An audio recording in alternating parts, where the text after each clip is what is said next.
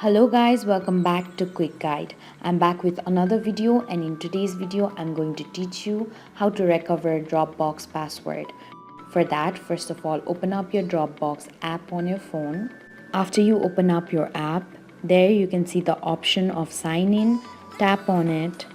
At the bottom of the page you'll see the option of having trouble sign in. Tap on it. After that, tap on forgot password.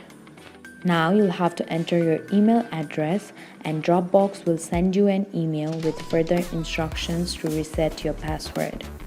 After you're done, tap on send, which is on top right. Now a recovery email has been sent to you by Dropbox. Now go to your Gmail and check the mail.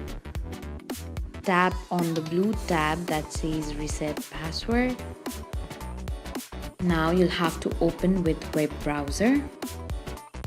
You will have to now enter and retype your new password. After you're done, tap on submit. After you tap on it, you'll receive an email from Dropbox saying that you have successfully reset your password.